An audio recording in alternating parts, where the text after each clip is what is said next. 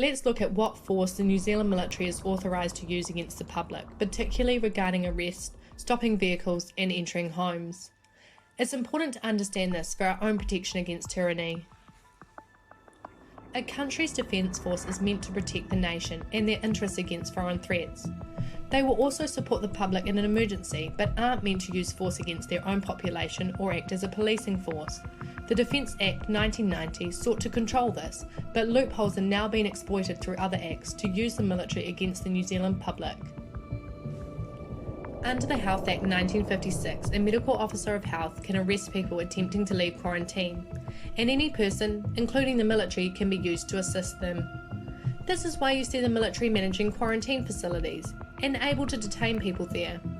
However, the only people who can be arrested are those who have entered New Zealand within 14 days or are confirmed to have an infectious disease. It doesn't apply to anyone else, so can't be used to enforce general lockdown restrictions. Under Section 51 of the Policing Act 2008, any person, including the military, can be used to assist a constable in apprehending or securing a person or conveying them to a police station or other place. This means the military can use force against the public if they are physically located with a constable. If there's no constable, then no force can be used. This occurred on the cordon for the Christchurch earthquake, where soldiers manning the cordon would detain people if directed by police constables with them. Under the Civil Defence Emergency Management Act 2002, if a state of emergency is declared, then the military can enter on and, if necessary, break into any premise. Currently there is no state of emergency, so the military have no authority to do this. However, if a state of emergency is declared nationally or locally, then the military are allowed to forcefully enter your home if they believe it is necessary for permitting or facilitating the carrying out of any urgent measure for relief of suffering or distress. This is a very general statement and could arguably be used to justify COVID-19 related activity. The authority for the military to block roads is based on the same act. Basically, unless there's a state of emergency, roadblocks must be led by the police, and military can only support. However, in a state of emergency, the military can man roadblocks without the need for police.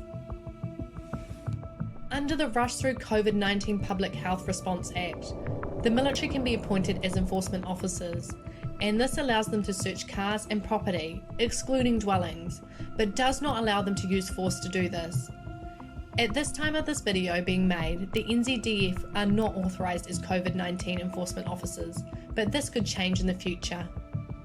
There are also other powers that are only applied in unique situations. These are the physical enforcement of public health orders against a specific individual, powers in response to a domestic terror act, and powers on a military base. If you're not on a military base, committing an act of terrorism, or have a public health order made against you by the courts, then you don't need to worry about these. There is a lot of misunderstanding about the terms martial law, military law, and what it means for a country to be in the state, so let's explain it. Martial law is brought into act when the governments and the court are unable to function, and so the military commander takes action to regulate society. Martial law has often been declared in communist countries to allow military force against the people, such as in Tiananmen Square massacre in China. However, this has never occurred in New Zealand in modern times. As long as the New Zealand courts are functioning, New Zealand is not in a state of martial law, and the military can only do what the law allows them. However, this isn't much of a reassurance, as the law provides extensive powers on the pretext of an emergency or pandemic and allows the military to enforce these. Martial law should not be confused with the term military law, which is the law that the Defence Force applies to its own soldiers to maintain discipline. It is based on the Armed Forces Discipline Act and has no authority over the general public. In summary, New Zealand is not in a state of martial law.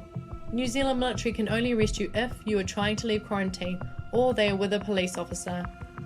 New Zealand military can forcefully enter your home, but only in a declared state of emergency. New Zealand military can conduct roadblocks, but only with police or in a declared state of emergency. Throughout history, the use of military force against their own population has often been a precursor to major atrocities. It is generally paired with the process of disarming the population so they are unable to defend themselves. The people within our military and police forces are loyal, honest New Zealanders who join to protect and serve New Zealand, not to impose draconian controls on them. As New Zealanders, we need to stand up now, oppose this evil agenda, and protect our freedom. We will not consent and we will not submit.